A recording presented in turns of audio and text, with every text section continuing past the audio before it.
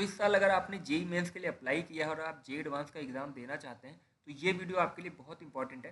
क्योंकि देखिए जे एडवांस में क्या होता है कि आपके कुछ स्पेसिफिक एलिजिबिलिटी क्राइटेरिया होते हैं, जब तक आप वो फुलफिल नहीं करोगे तब तक आप जे एडवांस का एग्ज़ाम नहीं दे सकते। अब यहाँ पे एक चीज़ और होती है कि मान लीजिए अगर आपने एग्ज़ाम दे भी दिया तो उसमें भी कुछ एलिजिबिलिटी होती है, जब तक आप वो फुलफिल नहीं करोगे तब तक आपकी रैंक रिलीज़ नहीं करी जाएगी, मतलब आपकी कोई भी रैंक नहीं बनेगी। तो जेई मेंस में क्या है कि सिंपली कोई भी बच्चा जो मैथ्स वगैरह उसने लिया हुआ है वो जाके अप्लाई कर देता है, आपका सेंटर आता है, एग्जाम देते हैं, आपकी रैंक रिलीज हो जाती है। लेकिन जे एडवांस में ऐसा नहीं होता। और भी कुछ बच्चों को डाउट रहते हैं कि सर किस ईयर में हमने 12th का एग्जाम दिया हो तो हम दे सकते हैं। तो जितने भी जे एडवांस के एग्जाम से रिलेटेड डाउट हैं या जो भी चीज़ें होती हैं स्टेप बाय स्टेप मैं आपको सारा बताऊंगा कि कैसे आपको एग्जाम देना है, फिर कैसे रैंक आएगी, फिर कहाँ कहाँ आप एडमिशन ले सकते हो। जो भी रोड मैप होता है जे एडवांस का इस वीडियो में हम डिटेल में डिस्कस करेंगे, ठीक है। और कोई भी डाउट आपको नहीं रह जाएगा जे एडवांस के एग्जाम से रिलेटेड अगर आप ये वीडियो पूरा देखते हैं। तो वीडियो को हम शुरू करते हैं। अब सबसे पहले देखिए मैं आपको ये बता देता हूँ कि दो तरीके के कट ऑफ होते हैं। एक जेई मेंस का कट ऑफ होता है जे एडवांस के लिए,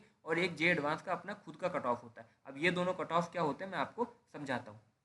तो देखिए जेई मेंस का कट ऑफ क्या होता है जे एडवांस के लिए। तो मान लीजिए कि आपने जेई मेंस में एग्ज़ाम दिया इस साल, ठीक है, 2025 का आपने एग्ज़ाम दिया।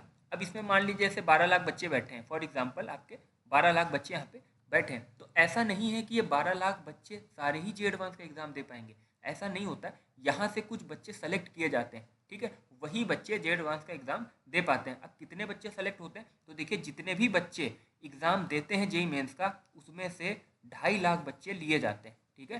2.5 लाख बच्चे आपके यहाँ पे लिए जाते हैं। और ये जो बच्चे हैं सारी कैटेगरी मिला के होते हैं, सारी कैटेगरीज आपके मिला के होते हैं, general, OBC, EWS, SC, ST, सारी कैटेगरी के जो टॉप 2.5 लाख बच्चे हैं वही बच्चे लिए जाते हैं, ठीक है। तो ये चीज़ सबसे पहले आप याद रखिएगा। अब यहाँ पे क्या एक डाउट होता है बच्चों को कि सर मान लीजिए 12,000 बच्चे हैं और जेई मेन से मान लीजिए किसी साल 20 लाख बच्चे बैठ गए, ठीक है। तो 20 लाख बच्चे बैठ भी जाएंगे फिर भी जो ये वाला नंबर है वो चेंज नहीं होगा। कितने भी बच्चे जेई मेंस में अप्लाई करें, लेकिन जे एडवांस के लिए जो टॉप के आपके 2.5 लाख बच्चे होते हैं, जो टॉपर्स होते हैं, जो 2.5 लाख बच्चे बिल्कुल ऊपर वाली रैंक में आते हैं वही बच्चे लिए जाते हैं। अब दूसरा डाउट होगा कि सर मान लीजिए मैं जनरल कैटेगरी का हूँ तो मेरी कितनी रैंक होनी चाहिए, या ओबीसी कैटेगरी का बच्चा है तो मेरी कितनी रैंक होनी चाहिए 2.5 लाख में। तो क्योंकि ये तो सारी कैटेगरीज का बच्चा हो गया, ठीक है। अब ये 2.5 लाख में आपको पर्टिकुलर अपनी कैटेगरी वाइज कितनी रैंक लानी होती है वो सबसे बड़ा डाउट होता है। तो वो भी मैं आपको आगे अब बता देता हूँ। तो उसको आप याद कर लीजिए कि हाँ भाई इतनी रैंक के अंदर हमें रैंक लानी है अगर हमें जे एडवांस का एग्जाम देना है। तो अब देखिए कितनी रैंक पर्टिकुलर कैटेगरी वाइज होती है वो मैं आपको बताता हूँ। तो अब यहाँ पे देखिए अगर हम कैटेगरी वाइज बात करें तो ये देखिए पूरा डेटा है। जैसे ओपन के जो बच्चे हैं, जो जनरल ओपन के बच्चे होते हैं, उनको यहाँ पे 96,187 के आसपास आपको अपनी जे मेंस की रैंक लानी पड़ेगी, तभी आप जे एडवांस में बैठ पाओगे। जो ओपन पीडब्ल्यूडी के बच्चे हैं वो यहाँ पे अपनी रैंक देख लें तो टोटल जो ओपन से बच्चे हैं वो 1,12,050 बच्चे यहाँ पे लिए जाते हैं। इस तरीके से देखिए 1,12,050 बच्चे लिए जाते हैं। ऐसे ही अगर हम जनरल ईडब्ल्यूएस की बात करें तो जनरल ईडब्ल्यूएस का जो बच्चा है उसको 23,750 रैंक यहाँ पे लानी पड़ेगी, या इसके अंदर हो। जैसे मान लीजिए यहाँ पे 24,000 आपका हो गया तो फिर आप सेलेक्ट नहीं होगे, इसके कम हो सकती है लेकिन इससे ज़्यादा नहीं होनी चाहिए, ठीक है। ऐसे ही ओबीसी एनसीएल के बच्चे देख लें 64,125, ये रैंक आप याद कर लीजिए। अगर आप जे एडवांस के लिए सीरियस हैं तो इसके कम ही रैंक आपको लानी है। तो अपनी अपनी पर्टिकुलर कैटेगरी के जो भी बच्चे हैं वो ये रैंक याद कर लें कि हमें इससे कम टारगेट लेकर चलना है। कि मान लीजिए जैसे 64,000 है आपकी, अब अगर 65,000 भी आ गई तब भी आप जे एडवांस के लिए एलिजिबल नहीं होगे, आपको एग्जाम देने दिया नहीं जाएगा, ठीक है। तो ऐसे ही एससी का बच्चा देख ले, एससी में आपको लानी पड़ेगी 35,625 रैंक, और एसटी कैटेगरी का जो स्टूडेंट है वो 17,812 रैंक आपको लानी पड़ेगी। ये पर्टिकुलर कैटेगरी वाइज आपकी रैंक है। इतनी रैंक अगर आप लाते हो तभी आप जे एडवांस के एग्जाम में बैठ पाओगे, आप उसमें अप्लाई कर पाओगे। तो जो भी आपकी कैटेगरी हो आप अपनी अपनी रैंक यहाँ से याद कर लीजिए, इससे कम ही रैंक आप टारगेट लेके चलिए कि आपको जे मेंस में इतना तो स्कोर करना ही है कि आप जे एडवांस के लिए बैठ पाओ, ठीक है। तो ये तो एक चीज़ हो गई। तो ये आपका कट ऑफ हो गया एक तरीके से जेई मेंस का जेई एडवांस के लिए। अब जे एडवांस में भी अपना एक कट ऑफ होता है कि उसमें पर्टिकुलर सब्जेक्ट वाइज कुछ आपको स्कोर करना होता है, तभी आपकी वहाँ पे रैंक बनती है, तभी आप एलिजिबल हो पाओगे किसी कॉलेज को लेने के लिए या फिर काउंसलिंग कराने के लिए। अगर आप नहीं ला पाते हैं तो वो फिर आप वहाँ पे डिस्क्वालीफाई हो जाओगे, जे एडवांस में आपकी कोई भी रैंक नहीं बनेगी। तो वो कितना होता है वो हम यहाँ पे आगे डिस्कस कर लेते हैं। तो अभी जो देखिए हमने देखा कि आपको जेई मेंस में मिनिमम रैंक लानी पड़ेगी तो आप जे एडवांस के लिए क्वालिफाई कर पाओगे। उसके बाद क्या होगा कि जैसे मान लीजिए आप इस साल जे एडवांस में बैठ जाते हो, ठीक है, आप जे एडवांस में बैठ जाते हो, 2025 का आप एग्ज़ाम दे रहे हो। अब यहाँ पे जे एडवांस का अपना भी एक सब्जेक्ट वाइज कट ऑफ होता है, वो भी आपको क्लियर करना है। तभी आपकी रैंक बनेगी, वरना यहाँ पे भी आप डिस्क्वालीफाई हो जाओगे। अब ये क्या होता है वो मैं देखिए आपको समझाता हूँ। तो मान लीजिए यहाँ पे फिजिक्स है, ठीक है, फिजिक्स है, यहाँ पे आपकी केमिस्ट्री है, ठीक है, 3 सब्जेक्ट होते हैं आपके एग्जाम में, फिजिक्स, केमिस्ट्री और मैथ। अब आप क्या सोचो कि यार फिजिक्स और केमिस्ट्री में पढ़ लेता हूँ और मैथ में ज़्यादा अच्छा नहीं होगा, कोई बात नहीं। तो आपने क्या किया, फिजिक्स में आप 100 मार्क्स ले आए, केमिस्ट्री में आप 100 मार्क्स ले आए और मैथ में आपके जैसे 2 मार्क्स आ गए। तो आप सोचो कि यार हाँ ठीक है, हो गया, तो मेरा फिजिक्स और केमिस्ट्री में से रैंक बन जाएगी। लेकिन यहाँ पे ऐसा नहीं होगा, आप डिस्क्वालीफाई हो जाओगे यहाँ से, ठीक है। कोई भी रैंक आपकी नहीं बनेगी, एग्जाम देने से आपको कोई भी फायदा नहीं होगा। क्यों? क्योंकि जे एडवांस का अपना हर सब्जेक्ट का एक मिनिमम कट ऑफ होता है जो आपको क्लियर करना पड़ता है, तभी यहाँ पे आपकी रैंक रिलीज होती है, ठीक है। ऐसे ही सिमिलर है, आप सोचो कि मैं केमिस्ट्री पढ़ लेता हूँ, मैथ पढ़ लेता हूँ, फिजिक्स बिल्कुल नहीं पढ़ूंगा, इसमें नंबर कम आ जाएंगे, कोई बात नहीं। नहीं, ऐसा नहीं होगा। मिनिमम आपको एक परसेंटेज होता है, वो आपको उतना स्कोर करना ही पड़ेगा, तभी आपकी रैंक बनती है। अब वो परसेंटेज क्या होता है, कितने नंबर मिनिमम आपको लाने हैं हर सब्जेक्ट में, या कितने परसेंट आपको स्कोर करना है, मैं अब आपके आगे जो है वो बताता हूँ, ठीक है।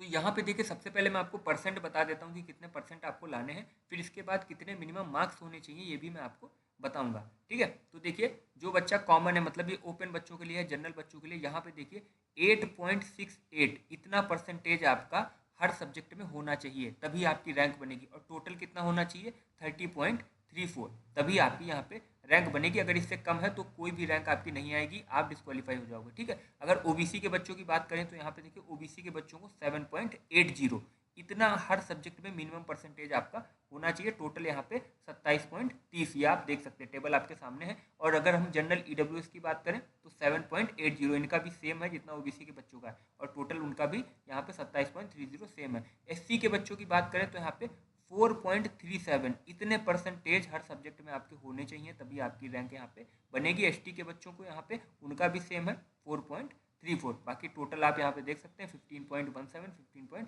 15.17, और ये जो है ये पीडब्ल्यूडी के बच्चों के लिए है, वो भी अपना यहाँ पे देख सकते हैं। तो ये चीज़ ध्यान रखिएगा, ये मैंने आपको परसेंटेज यहाँ पे बता दी। अब परसेंटेज से बहुत ज़्यादा समझ में नहीं आता है, बच्चे कहते हैं सर कितने मार्क्स हमें लाने हैं, मतलब कितने क्वेश्चन हम अटेम्प्ट कराएं कि हमारा वो सेफ हो जाएगा। तो अब मैं देखिए आपको पहले मार्क्स बता देता हूँ, ठीक है। मार्क्स ये देखिए यहाँ पे सामने आपके सामने लिस्ट है, इसमें देखिए हर कैटेगरी वाइज मार्क्स दिए हुए हैं कि मिनिमम आपको हर सब्जेक्ट में इतने मार्क्स लाने। तो जैसे हम जनरल की बात करें तो 10 नंबर आपके ईच सब्जेक्ट, मतलब हर सब्जेक्ट में आने ही चाहिए, मिनिमम इतने नंबर आपके आने चाहिए, ठीक है। और टोटल कितने नंबर होने चाहिए, 109, ठीक है। टोटल कितने होने चाहिए, 109। तो अगर मान लीजिए मैथ में आपके 10 आ गए, ठीक है, और फिजिक्स केमिस्ट्री मिला के 109 आपको तीनों मिला के आ गए, तब भी आप सेफ हो। लेकिन अगर मैथ में आपके 9 आ गए, ठीक है, और यहाँ पे आप टोटल मिला के 200 भी कर लो, तब भी आपकी रैंक नहीं बनेगी, ठीक है। तो मिनिमम 10 तो लाने ही है हर सब्जेक्ट में। और अगर हम ओबीसी के बच्चों की बात करें तो देखिए 9 है, ईडब्ल्यूएस के बच्चों के उनका भी 9 है मिनिमम हर सब्जेक्ट में, एससी के बच्चों का 5 है, एसटी के बच्चों का भी यहाँ पे 5 है। अब ये टोटल भी आप जरूर यहाँ पे देख लीजिए कि टोटल इतने नंबर होने चाहिए। जैसे मान लीजिए आप 9 ले आए, मैथ में 9 ले आए, केमिस्ट्री में, ओबीसी की हम बात कर रहे हैं तो 9 जैसे आपका है, 9 आप मैथ में ले आए, 9 केमिस्ट्री में ले आए, 9 आप फिजिक्स में ले आए, तो सोचो कि रैंक बन जाएगी, तब भी नहीं बनेगी। टोटल मिला के 98 के ऊपर होना चाहिए, ठीक है। तो ये दोनों आप जो है नंबर, ये जरूर आप याद रखिए अगर आपको अपनी रैंक अच्छी खासी लानी है तो, ठीक है। बाकी पीडब्ल्यूडी के बच्चों का देखिए नीचे डाटा दिया हुआ है, वो भी अपना यहाँ से इस तरीके से देख सकते हैं। अब यहाँ पे देखिए हमने परसेंटेज की बात कर ली कि ईच सब्जेक्ट में कितने परसेंटेज होने चाहिए, कितने नंबर आपके होने चाहिए। अब बहुत से बच्चों का डाउट होता है कि जेई मेंस में सर परसेंटाइल कितना होना चाहिए हमारा, क्योंकि देखिए मार्क्स तो रैंक आपको बाद में पता चलेगी, परसेंटाइल वाइज भी लास्ट ईयर का मैं आपको डेटा दिखा देता हूँ कि कितने परसेंटेज पे कितने बच्चे गए थे। फिर एंड में ये भी दिखाऊंगा कि जो बच्चे, जिन बच्चों ने, जैसे मान लीजिए 2.5 लाख बच्चे हैं, ठीक है। अब ऐसे 2.5 लाख बच्चे जो आपके सेलेक्ट होते हैं, 2.5 लाख बच्चों में सारे बच्चे अप्लाई नहीं करते, इसमें मान लीजिए 2 ही लाख बच्चे एडवांस के लिए अप्लाई करते हैं, ठीक है। तो ये आप मत सोचिए कि 2.5 लाख पूरा बच्चा अप्लाई करता है, इसमें बहुत ही कम बच्चे हो जाते हैं जो कि जे एडवांस के लिए अप्लाई करते हैं। तो उसका भी मैं डेटा भी आपको आगे बताता हूँ, तो सारी चीज़ें आपको क्लियर होंगी। तो अब हम देख लेते हैं कि जेई मेंस में परसेंटाइल आपका कितना होना चाहिए, ठीक है। तो ये देखिए, ये मैं आपको लास्ट ईयर का डेटा दिखा रहा हूँ। तो ओपन में लास्ट ईयर में देखिए नंबर ऑफ कैंडिडेट इतने लिए गए थे, ये देखिए इतने कैंडिडेट यहाँ पे लिए गए थे, और परसेंटाइल कितना था 93.236218 ये परसेंटाइल था बच्चों का, ठीक है। ऐसे ही जनरल ईडब्ल्यूएस की बात करें तो देखिए नंबर ऑफ कैंडिडेट कितने लिए गए थे, 25,029 बच्चे लिए गए थे। रिक्वायर्ड कितने थे, 23,750। तो थोड़े बहुत ऊपर नीचे बच्चे यहाँ पे हो जाते हैं। क्यों होते हैं, क्योंकि कुछ बच्चों का टाई वगैरह हो जाता है, तो इस वजह से यहाँ पे ऊपर नीचे थोड़ा बहुत हो सकता है। लेकिन परसेंटाइल कितना था, ये मैं 2024 की बात कर रहा हूँ। देखिए लास्ट ईयर की हम यहाँ पे बात कर रहे हैं, लास्ट ईयर का डिस्कशन हो रहा है जे में 24। तो EWS के बच्चों के लिए कितना है परसेंटाइल लगा था 81.3266, ठीक है। OBC की अगर हम बात करें तो देखिए कितने बच्चे लिए गए थे 67,570 बच्चे यहाँ पे लिए गए थे। परसेंटाइल कितना होना चाहिए था 79.6757, इतना आपका परसेंटाइल यहाँ पे बनना चाहिए था। SC के बच्चों की बात करें तो SC के 37,581 बच्चे लिए गए थे, परसेंटाइल यहाँ पे देखिए 60.09 परसेंटाइल लगा था। अगर ST बच्चों की बात करें तो देखिए 18,780 बच्चे यहाँ पे टोटल लिए गए थे, उनका परसेंटाइल था 46.69, ठीक है। तो ये लास्ट ईयर इतने इतने परसेंटाइल पे इस तरीके से बच्चे परसेंटाइल लाए थे और इतने बच्चे यहाँ पे सेलेक्ट हुए थे। तो देखिए टोटल रिक्वायर्ड कितनी थी 2,50,000 की, लिए कितने गए थे 2,50,284। तो यहाँ पे 100 200 300 ऊपर नीचे यहाँ पे डेटा हो सकता है, क्योंकि कुछ बच्चों का यहाँ पे टाई भी हो जाता है। तो ये हमने देख लिया। सबसे पहले आपका जेईई मेंस का आपने कट ऑफ है वो हमने यहाँ पे देखा कितनी रैंक आपको लानी है। फिर ये देखिए परसेंटाइल भी लास्ट ईयर का मैंने आपको दिखा दिया कि कितना इतना परसेंटाइल बच्चों का लगा था। फिर उसके बाद जेईई एडवांस का अपना खुद का कट ऑफ होता है, वो भी मैंने आपको सब्जेक्ट वाइज बता दिया कितना होता है। अब लास्ट में कितने बच्चे, जैसे मान लीजिए यहाँ पे क्या है कि जनरल कैटेगरी के 10,000 बच्चे सेलेक्ट होते हैं, ठीक है। अब ये 10,000 बच्चे जो जेईई एडवांस में सेलेक्ट होंगे उसमें से सीट कितनों को मिल जाती है, ठीक है, कितने परसेंट बच्चों को सीट मिल जाती है। ये बहुत एक अच्छा डेटा होता है एनालाइज करने के लिए कि आपके एडमिशन के चांसेस कितने हैं। क्योंकि आप पहले जेईई मेंस में मेहनत करोगे, फिर जेईई एडवांस में मेहनत करोगे, फिर उसके बाद अगर मान लो आप एडवांस के लिए क्वालिफाई हो गए तो IITs मिलने के आपको चांसेस कितने होते हैं, कितने परसेंट बच्चे हैं जिनको सीट मिल जाती है। वो फाइनल वो डेटा मैं आपको बताता हूँ, तो उससे आपको काफ़ी हेल्प मिलेगी, ठीक है। तो ये देखिए लास्ट ईयर जो बच्चे सेलेक्ट हुए थे, जितने बच्चों ने अप्लाई किया था, वो डेटा मैं आपको दिखाता हूँ, इससे आपको काफ़ी हेल्प मिलेगी। जैसे भी मैंने आपको पहले बताया था कि जो 2.5 लाख बच्चे सेलेक्ट किए जाते हैं उसमें सारे बच्चे अप्लाई नहीं करते, कुछ बच्चे अप्लाई नहीं भी करते कि अगले साल अच्छे से मेहनत करके अप्लाई करेंगे। तो देखिए लास्ट ईयर अभी हमने देखा था कि 2.5 लाख के आसपास बच्चे सेलेक्ट हुए थे, लेकिन रजिस्ट्रेशन कितनों ने किया था 1,86,000 बच्चों ने। ये देखिए नीचे जो आप देख रहे हो केवल 1,86,000 बच्चों ने। अब तो यहाँ पे देखिए आपकी 60,000 बच्चों ने अप्लाई नहीं किया है लगभग, ठीक है। अब ये 86,000 बच्चों ने अप्लाई किया, लेकिन अपीयर्ड कितने हुए, एग्जाम देने कितने गए 1,80,000। तो सीधे सीधे 70,000 बच्चे यहाँ पे आप देखिए कम हो गए, ठीक है। तो ये एक बहुत बड़ी चीज़ है कि जो 2.5 लाख बच्चे होते हैं उसमें से 60-70 बच्चे हर साल अप्लाई नहीं करते, ये भी चीज़ आप ध्यान रखिएगा, ठीक है। तो जो जनरल के बच्चे, अब देखिए हम पहले जनरल वाला बच्चा देखते हैं। जनरल के जो बच्चे हैं उन्होंने क्वालिफाइड कितनों ने किया, 14,000 बच्चों ने क्वालिफाइड किया था। और अलॉटेड सीट कितने बच्चों को उनमें सीट मिली थी 6,846 बच्चों को सीट मिली। तो इसका अगर हम परसेंटेज निकालें तो 50% के आसपास यहाँ पे बैठता है। मतलब हर 2 बच्चे जिन्होंने क्वालिफाइड किया है जेईई एडवांस के लिए, हर 2 बच्चों में से एक बच्चे को यहाँ पे सीट मिली है, ठीक है। लास्ट ईयर के हम डेटा के हिसाब से अगर लेके चलें तो जितने बच्चों ने क्वालिफाई किया था जनरल कैटेगरी में, उनमें से हर 2 बच्चे में एक बच्चे को यहाँ पे IIT में सीट मिल गई है, ठीक है। OBC के बच्चों की अगर हम बात करें तो यहाँ पे देखिए 9,281 बच्चे क्वालिफाइड हुए थे टोटल यहाँ पे, और सीट कितनों को मिली थी 4,665 बच्चों को सीट मिली थी। ये भी डेटा आपका अगर आप निकालोगे तो 50% के आसपास यहाँ पे बैठेगा। मतलब OBC के बच्चों के लिए भी सेम है, हर 2 में से एक बच्चे को यहाँ पे सीट मिल गई थी। ऐसे ही जनरल EWS देखोगे तो यहाँ पे बच्चे जो हैं वो काफ़ी यहाँ पे क्वालिफाइड हुए थे, लेकिन जो सीट है वो यहाँ पे आप 50% के आसपास नहीं देखोगे, यहाँ पे ज़्यादा कंपटीशन था। यहाँ पे 1,876 बच्चों को यहाँ पे सीट मिली थी IITs में, ठीक है। तो ये वाला जो जनरल EWS के बच्चे हैं वो अपना यहाँ पे इस तरीके से देख सकते हैं। SC के बच्चों की बात करें तो SC में देखिए 13,794 बच्चों ने क्वालिफाइड किया था, सीट लेकिन केवल 2,653 बच्चों को यहाँ पे मिली थी। तो यहाँ पे बहुत ज़्यादा कंपटीशन रहता है SC कैटेगरी के बच्चों में। क्वालिफाई बहुत बच्चों ने किया हुआ है, लेकिन सीटें जो हैं वो काफ़ी यहाँ पे कम मिली हैं बच्चों को, ठीक है। ST कैटेगरी अगर हम बात करें तो ST कैटेगरी में देखिए 5,076 बच्चे यहाँ पे क्वालिफाइड हुए थे, सीट यहाँ पे मिली है 1,332 बच्चों को,